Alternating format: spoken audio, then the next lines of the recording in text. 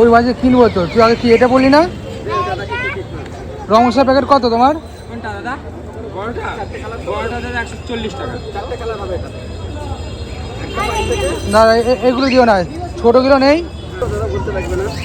হ্যাঁ চরকি নিচ্ছি, ঠিক আছে চরকি নিবি তো? রং মশলা নিয়েছি। তারাবাতি, তারাবাতি ঠিক আছে নেবো, সব নেবো। রকেট, রকেট আর তুবড়ি, তাই তো? আর তুবড়ি অনেক বাজি কিনে নিলি তো তুই, প্রচুর বাজি কিনে নিলি। হ্যাঁ